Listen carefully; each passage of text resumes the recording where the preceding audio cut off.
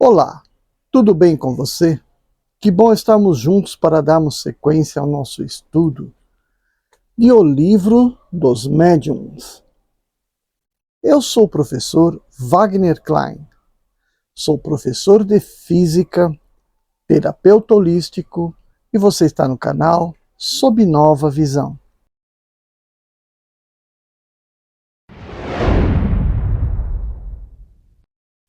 Hoje nós vamos então para o capítulo 20, Influência Moral do Médium. Então, são questões diversas, dissertação de um espírito sobre a influência moral. Vamos lá. O desenvolvimento da mediunidade está em razão do desenvolvimento moral do médium? Resposta: não. A faculdade, propriamente dita, relaciona-se com o organismo. É independente do moral. Não ocorre o mesmo com o seu uso, que pode ser mais ou menos bom, segundo as qualidades do médium. 2. Sempre foi dito que a mediunidade é um dom de Deus, uma graça, um favor.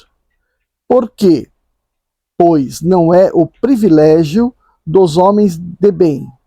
E porque se veem pessoas indignas que delas são dotadas no mais alto grau e que dela fazem mau uso? Resposta: todas as faculdades são favores dos quais se devem render graças a Deus, pois há homens que delas são privados. Poderíeis também perguntar por que Deus concede uma boa visão aos malfeitores, destreza aos gatunos, eloquência para aqueles que delas se servem para dizerem más coisas? Ocorre o mesmo com a mediunidade. Pessoas indignas delas são dotadas porque têm mais necessidade do que os outros para se melhorarem. Pensais que Deus recusa os meios de salvação aos culpados? Multiplica-os sob seus passos, coloca-lhes nas mãos, e a eles cabe disso se aproveitarem. Judas o traidor não fez milagres e curou os enfermos como apóstolo? Deus permitiu que tivesse esse dom para tornar sua traição mais odiosa. Então vamos fazer já um comentário aqui, né? A partir da pessoa que é médium, que desenvolve mediunidade e já a coloca a trabalho, né, dos espíritos, normalmente já vai se livrando de algum karma que ela tem, né, mais denso, e amplifica a sua capacidade de promover o bem, de fazer o bem, né, porque ela trabalha com a mediunidade, ajudando os espíritos a se comunicarem, trazerem mensagens, trabalhar diretamente a piedade, a caridade com as pessoas que necessitam, enfim, intensifica todo esse lado. Então, por quê? Porque ao carregar uma carga penosa de dívida kármica, então ela vai ter que, ela arranja, né, ela recebe uma possibilidade de se livrar com mais facilidade desse karma. Mas, se ainda assim aquele espírito que já traz um karma pesado tem esse dom e o usa para o mal, então o que vai acontecer? Vai acumular ainda mais um débito, né? Vai acumular mais débito para uma vida posterior. Terceira, os médiuns que fazem um mau uso da sua faculdade, que não se servem dela com o objetivo do bem, ou que não a aproveitam para a sua instrução, disso sofrerão as consequências? Resposta: se a usam mal, serão duplamente punidos, porque têm um meio a mais para se esclarecerem e que não aproveitam. Aquele que vê claro e tropeça é mais censurável do que o cego que cai no fosso. É aquilo que eu acabei de falar, né? É uma faculdade que é para ele desenvolver, para ele melhorar, para ele crescer, né? pagar seus débitos e não para acumular mais. 4. Há médiuns aos quais são feitas espontaneamente e quase constantemente comunicações sobre um mesmo assunto, sobre certas questões morais, por exemplo, sobre certas faltas determinadas. Isso tem uma finalidade? Resposta: sim, e essa finalidade é a de esclarecê-los sobre um assunto frequentemente repetido ou corrigi-los de certos defeitos. Por isso, a uns falarão sem cessar do orgulho, a um outro da caridade, não é senão da saciedade que pode lhes abrir os olhos. Não há médium abusando da sua faculdade por ambição e por interesse, ou a comprometendo por um defeito capital como orgulho, egoísmo, a leviandade, etc., que não receba de tempos em tempos algumas advertências da parte dos espíritos. O mal é que, na maior parte do tempo, não tomam isso para si, né? Recebem lá tantas e tantas lições de moral e acredita ser para os outros, né? Não percebe que a sua conduta merece ser corrigida, né? Nota: os espíritos empregam frequentemente cautela em suas lições, dando-as de um modo indireto para deixar mais mérito àquele que sabe aplicá-las e delas se aproveitar. Mas a cegueira e o orgulho são tais em certas pessoas que não se reconhecem no quadro que se lhe coloca sob os olhos. Bem mais, seu espírito lhes dá a entender que é delas de que se trata. Elas se irritam e tratam o espírito de mentiroso ou gracejador. Isso só prova que o espírito tem razão. Questão número 5. Nas lições que são ditas ao médium de um modo geral e sem aplicação pessoal, este não atua como um instrumento passivo para servir à instrução de outro? Resposta: frequentemente, esses avisos e esses conselhos não são ditados para ele pessoalmente, mas para outros, aos quais não podemos nos dirigir senão por intermédio desse médium, mas que deve deles tomar a sua parte, se não está cego pelo amor próprio. Não creiais que a faculdade medianímica seja dada para corrigir somente uma das duas pessoas. Não. O objetivo é maior. Trata-se da humanidade toda. Um médium é um instrumento muito pouco importante como indivíduo. Por isso, quando damos instruções que devem aproveitar a generalidade, servimos-nos daqueles que possuem as facilidades necessárias. Mas admitais, por certo, que virá um tempo no qual os bons médiums serão bastante comuns, para que os bons espíritos não tenham necessidade de se servirem de maus instrumentos. Questão 6.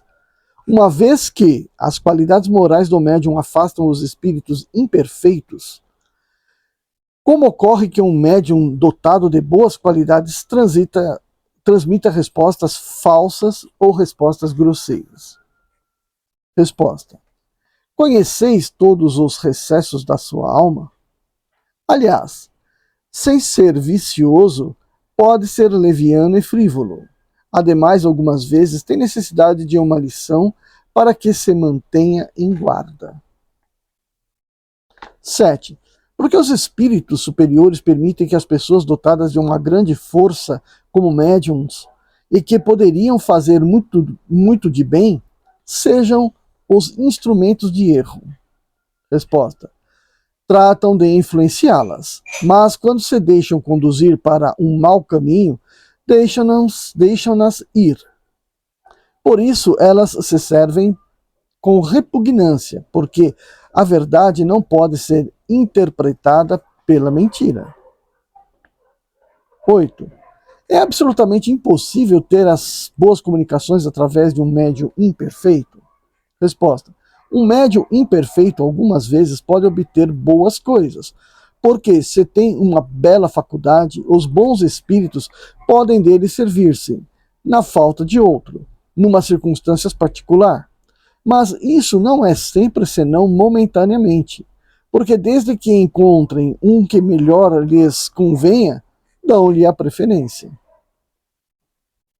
Nota: há a se observar que, quando os bons espíritos julgam que um médium cessa de ser bem assistido e se torna, pelas suas imperfeições, a presa dos espíritos enganadores, provocam quase sempre circunstâncias que revelam suas manias e afastam as pessoas sérias e bem intencionadas, de cuja boa fé poderiam ser abusada. Neste caso, quaisquer que sejam as suas faculdades, nada tem a lamentar. Questão número 9. Qual seria o médium que se poderia chamar de perfeito? Perfeito? Ah, bem sabeis que a perfeição não está sobre a terra. De outro modo, não estaríeis nela. Dizei, pois, bom médium, e isso já é muito, porque são muito raros. O médium perfeito seria aquele ao qual aos maus espíritos não tivessem jamais ousado fazer uma tentativa para enganá-lo. O melhor é aquele que, não simpatizando senão com os bons espíritos, foi enganado ou menos frequentemente. Então, o espírito, o bom médium, aquele que não vai ser enganado? Não. O bom médium é aquele que consegue ser muito poucas vezes enganado, né? Então ele vai conseguir fazer com que suas comunicações sejam as melhores possíveis, né? Mas que vai escapar alguma comunicação errada, vai. Por quê? Porque ele vai estar em algum momento sendo enganado no seu grau de ingenuidade por algum espírito muito, muito bem enganador, né? Muito bom enganador. Isso pode acontecer, né? Aliás, é o que está dizendo que acontece, né? Então, o bom espírito, o bom médium, é aquele que consegue ser enganado o mínimo de vezes, ou seja, consegue filtrar bem as suas comunicações a ponto de que consiga discernir, né, se a mensagem é verdadeira ou falsa. Questão número 10. Se não simpatiza senão com os bons espíritos, como podem permitir que seja enganado? Então está falando daquele bom médium, né? Resposta: os bons espíritos o permitem algumas vezes com os melhores médiums para exercerem seu julgamento e lhes ensinarem a discernir o verdadeiro do falso. É o que eu acabei de falar, né? Ademais, por bom que seja um médium, não é jamais tão perfeito que não possa dar ensejo sobre ele por algum lado fraco. Isso deve lhe servir de lição. As falsas comunicações que recebe de tempos em tempos são advertências para que não se creia infalível e não se torne orgulhoso, porque o médium que obtém as coisas as mais notáveis não tem mais a se glorificar disso do que o tocador de órgão que produz belas músicas girando a manivela do seu instrumento. Então, né, está dizendo que em momento algum o bom médium pode se desviar a se sentir orgulhoso de ter dado boas comunicações, porque a hora que pintou orgulho nele, ele já falhou. E se pintou essa falha, ele já começa a ser mirado pelos espíritos ruins. Porque eles vão tentar estimular esse pequeno defeito que apareceu nele, esse orgulho. E aí, portanto, fazer com que ele se desande, né? Questão 11. Quais são as condições necessárias para que a palavra dos espíritos superiores nos chegue impura de toda alteração? Resposta: querer o bem, enxotar o egoísmo e o orgulho. As duas coisas são necessárias. 12.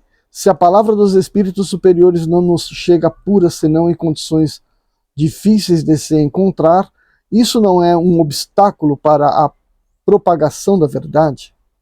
Resposta: não, porque a luz sempre chega para aquele que quer recebê-la. Quem quer se iluminar deve evitar as trevas, e as trevas estão na impureza do coração. Ou seja, né? Impureza do coração. É aquelas paixões que prendem no espírito a matéria, né? Podem não ser causadoras de malefícios para os outros, mas é para ele, né? Por exemplo, a vaidade dificilmente está lá prejudicando o outro, mas está cegando a pessoa, né? A pessoa vaidosa. Os espíritos que considerais como sendo a personificação do bem não se entregam de boa vontade ao apelo daqueles que têm o coração manchado pelo orgulho, pela cupidez e pela falta de caridade. Que aqueles, pois, que querem se iluminar, despojem-se de toda vaidade humana e humilhem sua razão diante do poder infinito do Criador. Essa será a melhor prova de sua sinceridade, e esta condição cada um pode alcançá-la. Né? Você pode descascar-se, né, do orgulho e, portanto, mirar, né, na evolução espiritual. Seu médium, do ponto de vista da execução, não é senão um instrumento, exerce sobre esse aspecto moral uma influência muito grande. Uma vez que, para se comunicar, o espírito estranho se identifica com o espírito do médium, essa identificação não pode ocorrer senão quando há simpatia entre eles, e se assim pode-se dizer afinidade.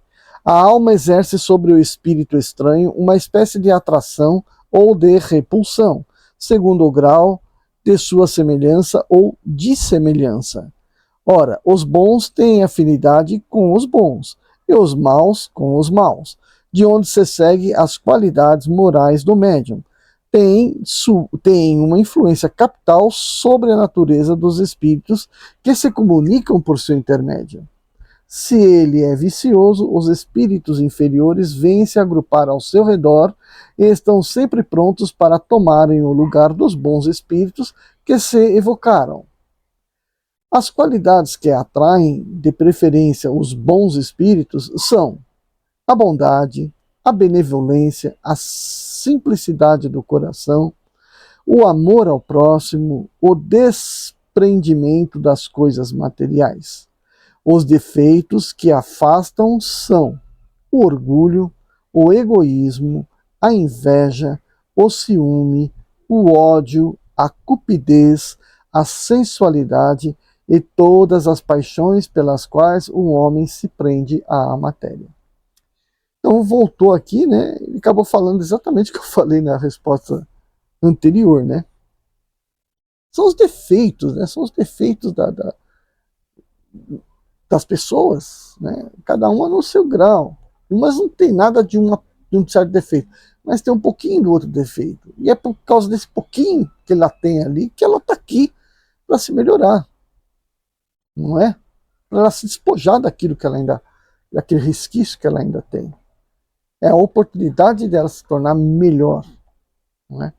Uma vez que ela se encarnou. Que para ser encarnado precisa-se de um motivo. Esse motivo pode ser independente da vontade do espírito.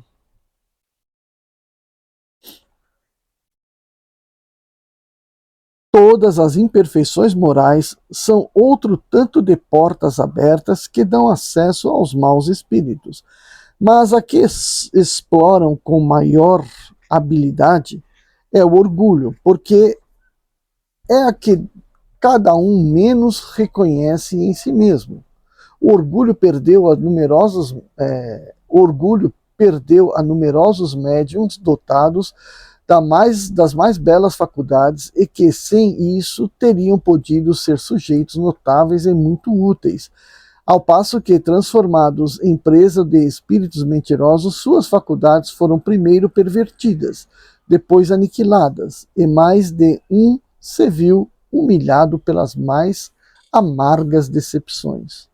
O orgulho se traduz nos médiuns por sinais inequívocos, sobre os quais é tanto mais necessário chamar a atenção, porque é um dos caprichos que mais devem inspirar desconfiança sobre a veracidade de suas comunicações. Primeiro, é uma confiança cega na superioridade das mesmas comunicações e na infalibilidade dos espíritos que lhes dão.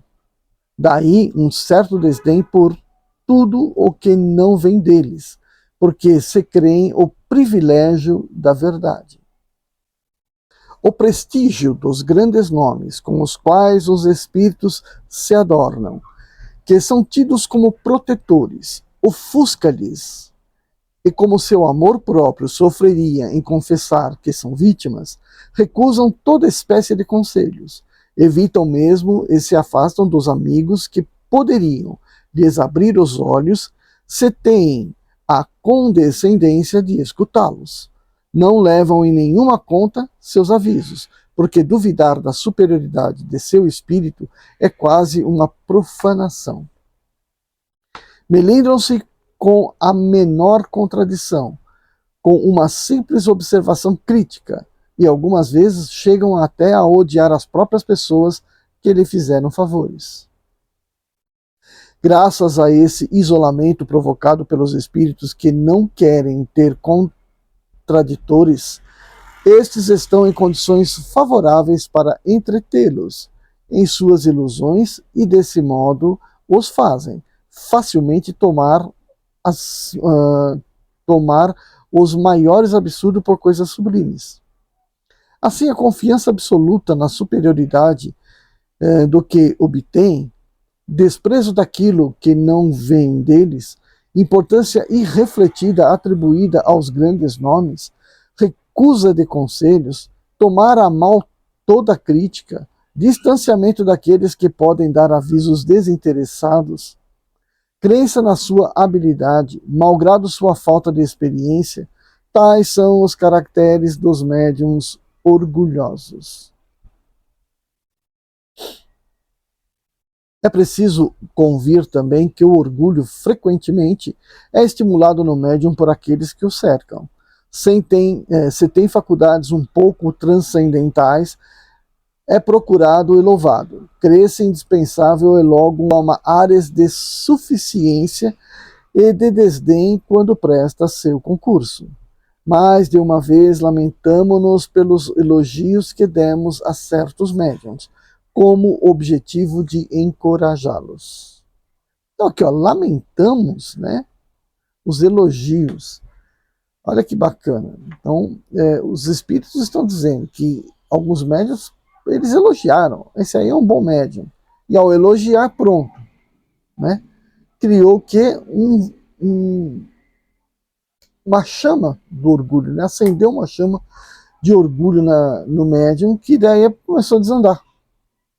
Né? E a gente vê muito isso. Né? Por incrível que pareça, a gente vê muito isso. As pessoas dão um crédito, né, muito grande a alguns espíritos, e aí, portanto, acabam, né, desacreditando de outros, fazendo com que esse julgo que ela faça, né, coloque um véu diante dela, né, coloque ali uma cortina, impedindo que ela consiga enxergar a si própria e a outros espíritos, enfim, perdendo aí o sentido do caminho que ela tem que levar, né? Eu mais ou menos poderia fazer uma comparação dizendo que justamente esse tipo de como é que eu posso dizer? Esse tipo de sentimento que se desenvolve no médium, eu falei outra vez lá que os médiums começam a despertar uma paixão pelas entidades com qual ele se comunica, né? Tornando ele meio que cego em relação aos demais. Mas também a gente pode pensar até na questão do ponto, né, de se tornar uma pessoa que foi um grande médium e um santo. Né? Por não conhecer a mediunidade e por estar preso a certa doutrina, as pessoas querem santificar uma pessoa que realmente era um médium muito bom. Né? Aí não, tem que tornar aquela pessoa um santo. Tornar um santo, né, colocá-la num patamar de um humano, de um super-humano, né, de um herói, de um super-humano.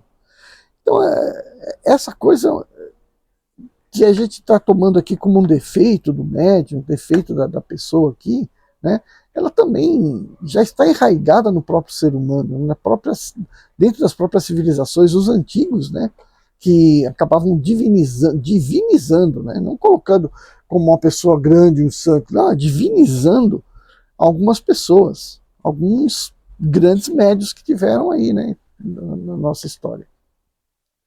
Ou seja, todos são espíritos, todos passaram por aqui, todos aprenderam aqui. Né? Então, tem sentido querer divinizar algum deles? Obviamente que não. Né? Por mais amoroso, justo que possa ter sido, ele pode ser um espírito superior. Tem que se entender que é um espírito superior, ao qual devemos seguir e não deificá-lo. Né? Então, mais ou menos, é a mesma linha do que se fala aqui de um espírito que começa, então, a julgar o espírito comunicante dele, que, por falar muitas verdades, seja, então, uma entidade divina. Ao lado disso, mostraremos o quadro do médium verdadeiramente bom, aquele em quem se pode ter confiança. Suponhamos primeiro uma facilidade de execução bastante grande para permitir aos espíritos se comunicarem livremente e sem entraves por alguma dificuldade material. Isto posto, o que mais importa considerar é a natureza dos espíritos que o assistem habitualmente, e para isso não é ao nome que devemos nos referir, mas à linguagem.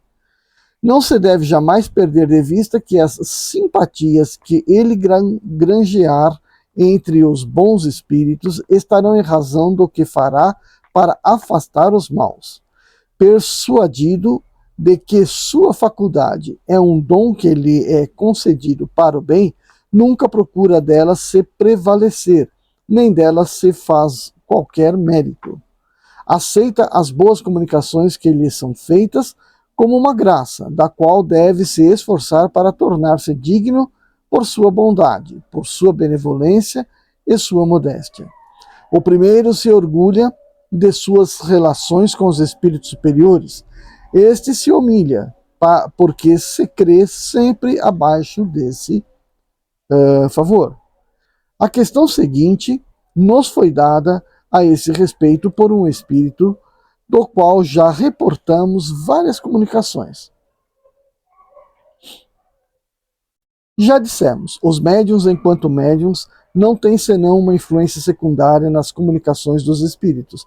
Sua tarefa é a de uma máquina elétrica que transmite os despachos telegráficos de um ponto distante a um ponto distante da Terra.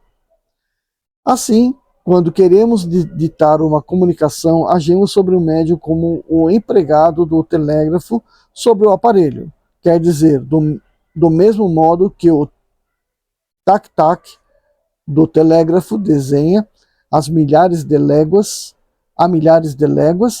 sobre uma tira de papel os sinais reprodutores do despacho. Do mesmo modo, nos comunicamos através das distâncias incomensuráveis que separam o mundo visível do mundo invisível, o mundo imaterial do mundo encarnado, e que queremos ensinar por intermédio do aparelho medianímico.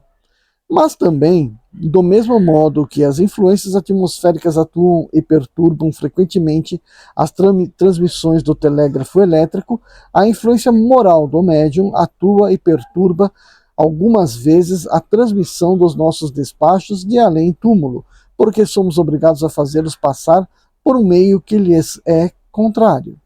Entretanto, ou mais frequentemente, essa influência é anulada por nossa energia e nossa vontade, e nenhum ato perturbador se manifesta. Com efeito, os ditados de uma alta importância filosófica, as comunicações de uma perfeita moralidade são transmitidas, algumas vezes por médiuns pouco próprios, e esses ensinamentos superiores, ao passo que, por outro lado, as comunicações pouco edificantes chegam também, algumas vezes, por médiuns envergonhados de lhes terem sido servido de intérpretes. Em tese geral, pode-se afirmar que os espíritos semelhantes chamam os espíritos semelhantes, e que raramente os espíritos das Pleiades elevadas se comunicam por aparelhos mal condutores quando têm à mão bons aparelhos medianímicos, bons médiums, numa palavra. Os médiuns levianos e pouco sérios chamam, pois, os espíritos da mesma natureza. Por isso, suas comunicações são marcadas por banalidades, frivolidades, ideias sem sequência e frequentemente muito heterodoxas, espiritualmente falando. Certamente eles podem dizer e dizerem algumas vezes boas coisas, mas é nesse caso, sobretudo, que é preciso fazer um exame sério e escrupuloso, porque no meio dessas boas coisas, certos espíritos hipócritas insinuam com habilidade e com uma por uma perfídia boa-fé de seus ouvintes. Deve-se, pois, podar sem piedade toda palavra, toda frase equivocada e conservar do ditado o que a lógica pode aceitar, ou o que a doutrina já ensinou. As comunicações dessa natureza não são temidas senão pelos espíritas isolados e pelos grupos recentes ou pouco esclarecidos, porque nas reuniões onde os adeptos são mais avançados e adquiriram experiência, a gralha que se adorna com plumas de pavão é sempre implacavelmente despedida. Não falarei dos médiuns que se comprazem em solicitar e executar comunicações indecentes. Deixemos que se comprazam na sociedade dos espíritos cínicos. Aliás, as comunicações desta ordem procuram elas mesmas a solidão e o isolamento. Não poderiam, em todo caso, senão provocar o desdém e o desgosto entre os membros dos grupos filosóficos e sérios. Mas onde a influência moral do médium se faz realmente sentir é quando este substitui suas ideias pessoais às que os espíritos se esforçam por sugerir-lhe. É então quando aure na sua imaginação as teorias fantásticas que ele próprio crê de boa fé, resulta de uma comunicação intuitiva. Há frequentemente, então, mil a apostar contra um, que isso não é senão o reflexo do espírito pessoal do médium. Ocorre mesmo o fato curioso de que a mão do médium se move algumas vezes quase que mecanicamente, impelida que é por um espírito secundário e zombeteiro.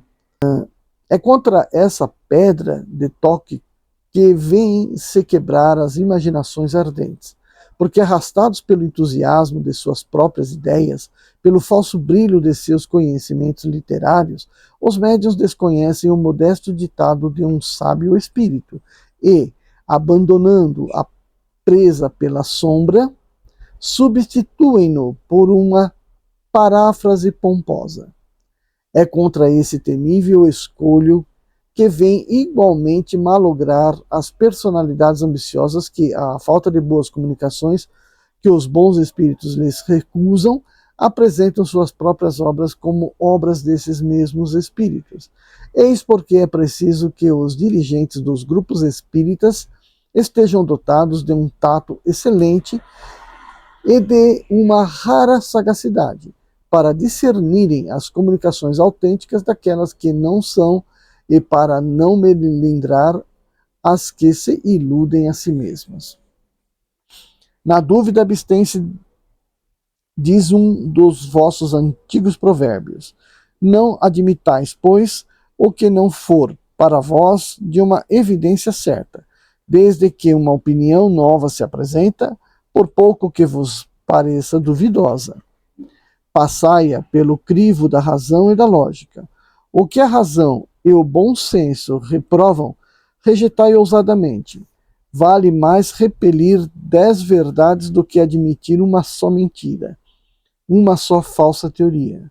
Com efeito, sobre essa teoria poderíeis edificar todo um sistema que desabaria ao primeiro sopro da verdade, como um monumento construído sobre uma areia movediça, ao passo que, se rejeitais hoje certas verdades, porque não vos são demonstradas lógica e claramente, logo um fato brutal ou uma demonstração irrefutável virá delas afirmar-vos a autenticidade. Lembrai-vos, contudo, ó espíritas, que não há nada de impossível para Deus e para os bons espíritos, senão a injustiça e a iniquidade. O espírito está bastante difundido agora entre os homens e tem moralizado suficientemente os adeptos sinceros de sua santa doutrina, para que os espíritos não sejam mais obrigados a usar más ferramentas, médiums imperfeitos. Se, pois, agora um médium qualquer que seja, por sua conduta ou seus hábitos, por seu orgulho ou por sua falta de amor e de caridade, dá um legítimo motivo de suspeita, repeli suas comunicações, porque há uma serpente escondida na erva. Eis minha conclusão sobre a influência moral dos médiums. Erasto. Bom, gente, então essa aí foi a grande comunicação aí do capítulo 20.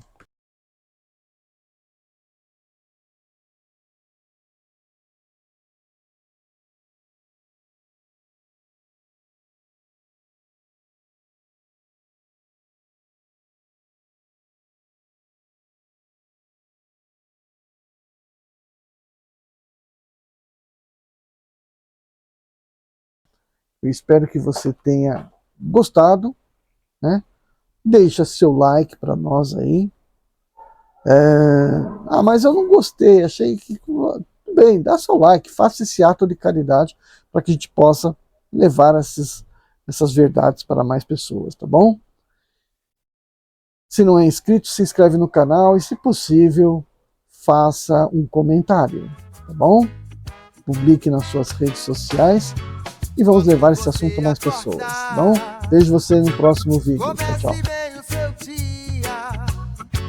Deve a tristeza tirar, e por somente alegria, sei, oh, sei, oh, sei, oh,